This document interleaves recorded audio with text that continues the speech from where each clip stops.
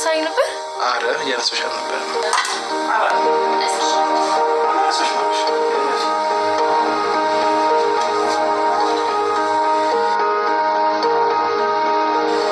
በነገራችን አባዬ ክፍል እንግዳ መጡ። ስለዚህ ቡና ወይም ሻይ አፊ። እሺ። እና ደግሞ ሻወር ወስጄ ወደ ክላስ ስለሚል ለምን አብረን ነው? እሺ፣ ደስ ይለኛል። በቃ አንቺም ሻይና አፊ ነው ሻወር ልብስ ጨርሳ እንኳን ልትገናኝ እስቲ የሆነ ነገር ነፋ ነፋ አድርገሽ አትወጪም? አለትዬ ንጹህ ልብሴን አውጥቼ ነው የለበስኩት እኮ ንጹህ ነው። በጣም ታሳዝኛለሽ።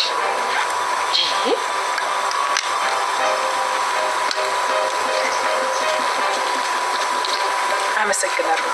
ታዲያ መቼስ እንደዚህ ጎረምሳ እያልሽ ትልቅ ሰው ጋር የተከበሩ ሰው ጋር ይዤሽ አልሄድ በይኔ። እሳቸው በሰዓት ቀልድ አያውቁም። የጽጌረዳ እናትና አሰሪዋ ወደ ነብዩ ቤት አቅንተዋል። የነብዩን አባት ለመጠየቅ ሄደዋል። ሄደው ግን የገጠማቸው ነገር ያልታሰበና ያልተጠበቀ ነገር ነው። የነብዩ አባት እንግዲህ ገና እንዳያቸው በጣም ደንግጧል። ለምን ደነገጠ የሚለውን ነገር እንግዲህ አብረን የምናይ ይሆናል። ሌላኛው እንግዲህ ጽጌረዳን ነብዩ ከኋላ ሆኖ ፎቶ እያነሳት ነበረ። ያው ሙድ ሊይዝባት ስለፈለገ ፎቶ አንስቷታል። ፎቶ እያነሳኸኝ ነው ወይ ብትልም አይ አላነሳውሽም ብለው እንግዲህ መታቀፍ ፈልጎ ያው እንዲታቀፍ ነው ይህንን ያደረገው። የፍቅር ሙድ ናት እቺ ማለት ነው።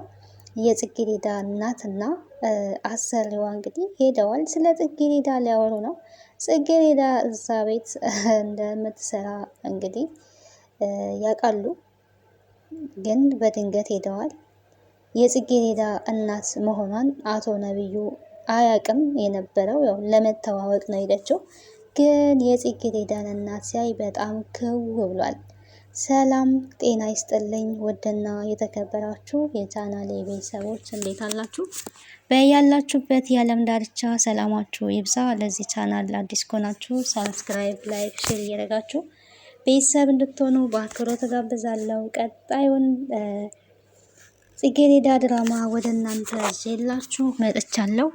የጽጌረዳ እናት እንግዲህ የልጇ ባል ይሆናል ብላ የጠበቀችውን የተነገራትን ሄዳ ለማየት ገብታለች። ነገር ግን ባል የተባለው እንግዲህ እንደምናውቀው የነብዩ አባት ነው። በዛ ላይ ትልቅ ሰው ነው።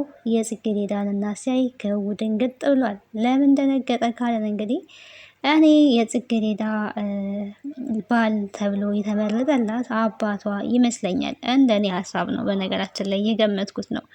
የጽጌረዳ እናት ያለ ምክንያት አልደነገጠችም። የጽጌረዳ አባት እንግዲህ ጽጌረዳ እንደተረገዘች ባወቀ ሰዓት ጥሏት ጠፍቷል። ጽጌረዳ ስለ አባቷ ነብዩ በጠየቃ ሰዓት ምን ብላለች? እናቴን ጥሎ ስለሄደ በእርግዝናዋ ሰዓት አብሯ ስላልሆነ ይሄ ነገር የሁለቱ ችግር ነው። ምናልባትም በዛን ሰዓት ወይ ተቸግሮ ወይ ደግሞ በዛን ሰዓት ማስረገዙ አሳፍሮት ሊሆን ይችላል። አባቴን ልቀየመው አልችልም። ባገኘው የአባትነት ግዴታውን ያልተወጣበትን ነገር ልጠይቀው እችላለሁ እንጂ ልክ እናቴ እንደተቀየመችው ልቀየመው አልችልም ብላለች። ነብዩ ግን ከእሷ የጠበቀው ምላሽ ስለ አባቷ መጥፎ ነገር ትናገራለች ብሎ ነበር የጠበቀው። ጽጌረዳ ግን መጥፎ ነገርን ስለ አባቷ አልተናገረችም። ስለማታውቀው አባቷ እንግዲህ መጥፎ ነገር መናገር አልፈለገችም። ተረድቼ ነው ልናገር የምችለው፣ በምን ሁኔታ ውስጥ እንዳለ ስለማላቅ የሆነ ችግር ገጥሞት ሊሆን ይችላል የሚል እንግዲህ መልእክት አስተላልፋለች። ወሳኝ የሆነ መልእክት ነው በነገራችን ላይ ያስመሰለችው። ስለ አባቷ እንግዲህ እናቷ ነግራት አታውቅም።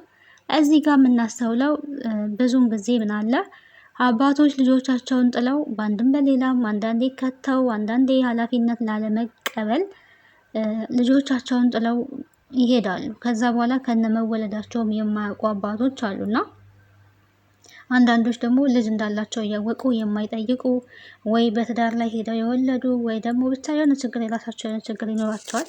ይሄ ነገር በሚፈጠርበት ሰዓት ላይ እናቶች ናቸው ኃላፊነቱን የሚወስዱት። እናቶች በሚወስዱት ኃላፊነት ግን ስለ አባቶቻቸው መጥፎ ነገር ባይናገሯቸው ጥሩ ነው ብዬ አስባለሁ። መጥፎ ነገር ከተነገራቸው ልጆች የአባቶቻቸው ጠላት ነው ሊሆኑ የሚችሉት። ከፋም ጥሩም ሆነም ያ ነገር አልፏል። ለልጅ አባት አባት ነው፣ ምንም ጥያቄ የለው። ሁለት እናትና አባት ላይስማሙ ይችላሉ፣ ሊጣሉ ይችላሉ፣ በጣም ከባድ ደረጃም ሊደርሱ ይችሉ ይሆናል። ግን ይሄንን ልጆች አክሴፕት አያደርጉትም።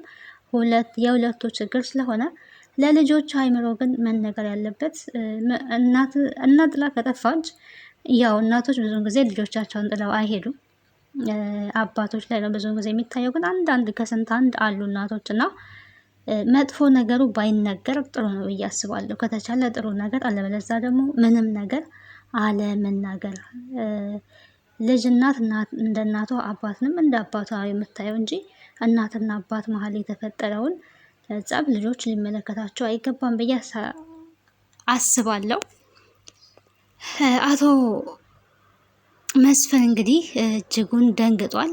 እኔ ሳስበው የጽጌረዳ ይተዋወቃሉ። የኔ ሀሳብ እንደዛ ነው። ነቢዩ እንግዲህ አባዬ ክፍል እንግዳ መጥቷል፣ ሻያፊ ወይ ቡናፊ እያላት ነበረ ጽጌረዳ። አንቺ ሻይ እስከምታፈይ እኔም ሻወር ወስጄ ልምጣ ሲላት ነበረ። ከዛ አስቀድማ እንግዲህ ጽጌረዳ ወደ ቤት እንደገባች አባትየው ክፍል ሄዳ ነበር። በዛን ሰዓት ነይ ቁጭ በይና እናውራ፣ ለእኔ እኮ አንቺ ማየት፣ ከአንቺ ጋር ማውራት፣ ከአንቺ ጋር መጫወት ራሱ ከምግብ ይበልጣል፣ ከኔ ጋር ሆነሽ ብትጫወች እያለ አባትየው እንደምናውቀው ለማሽኮርመር ሞክሮ ነበር። እሷ ግን አይ ጋሼ ነው ያለችው። ጋሼ አትበይኝ ብልሽ እምቢ አልሽ አይደለ? ይሄንን አንቶታስ ለምን አትታይም እያላት ነው የሚገኘው። ያው እሱ ሚስቱ ለማድረግ ነው የሚፈልገው። አሁን ላይ ግን እንደምናውቀው ነቢዩና ጽጌረዳ ያው ፍቅር ጀምረዋል።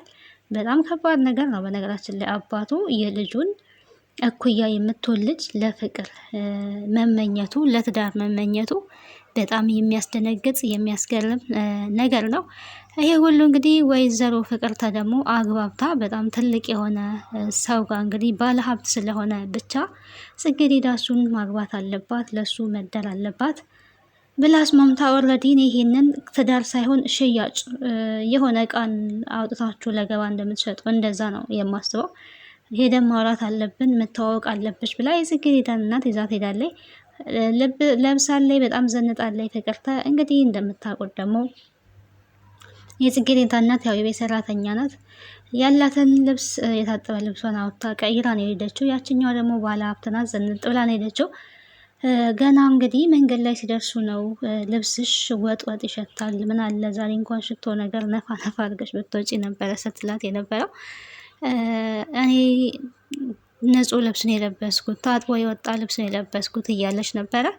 ግን ሽቶ አውጥታ እንዴት ልታዋርጂኝ ነው ወይ በማለት ሽቶ የረጨቻት ነበረ። አመሰግናለሁ ብላ ሄዳለች። እንግዲህ የሀብታሞች ነገር ያው ወግ ያጠብቃሉ። እዛ ስትደርሺ ደግሞ የሆነ ያልሆነ ነገር እንዳዘላብጂ ልትጠነቀቂ ይገባል፣ የማይሆን ነገር አውርተሽ እንዳታዋረጅኝ እያለች በማስጠንቀቅ ነው ይዛት ሄደችው። ደርሰው እንግዲህ በር አንኳኩተው ሲከፈት ነቢዩ ነው የከፈተው።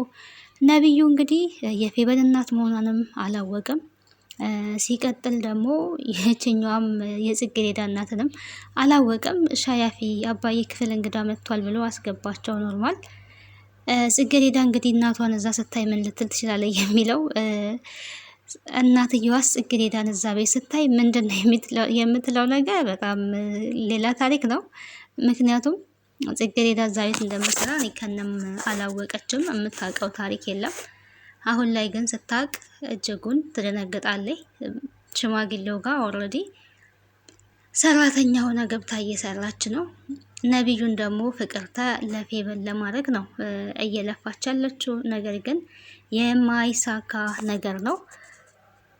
ነቢዩ የሚወደው የሚያፈቅረው ጽጌረዳን እንጂ ፌበንን አይደለም። ፌበን እንደምናውቃት ስርዓት የሚባል ነገር በጭራሽ አልፈጠረባትም። ተስማምቻለሁ ብላለች። ነቢዩ እንግዲህ ጽጌረዳ ጋር ስልክ ሲደውል የጽጌረዳን ስልክ አንስታ ስታወራ የነበረው ፌበን ናት። እንዴት ደወልክ በዚህ ሰዓት ምናምን እያለች እየጠየቀችው ነበረ። አይ ጽጌረዳ ማውራት ፈልጌ ነው ያለችው እያላት፣ እሷ ግን ከምንም በላይ እኔ ጋር ደውልልኝና የምናወራው ነገር አለ፣ ብዙም ማውራክ ነገር አለ እያለችው ነበረ። እኔም ላወራሽ ፈልጋለሁ ግን ነገ ስንገናኝ እናወራለን ነው ሲላት የነበረው። ጽጌሬዳ ጋር ስልክ መደወሉ ከጽጌሬዳ ጋር ረዥም ሰዓት ማውራቱ እጅጉን አናዷታል። ያው እሱ የሚወደው ጽጌሬዳን ነው፣ ፍቅር ነው እንግዲህ። አንድ ሰው ደግሞ ላፈቀረው ሰው ደውሎ የፈለገውን ያህል ሰዓት ማውራት ይችላል። ድካምን ቢኖር ካፈቀራችሁ ሰው ጋር ስታወሩ ድካማችሁንም ትረሳላችሁ። ከፌቨን ጋር ማውራት ያልፈለገው ስለማይፈልጋት ነው ማለት ነው።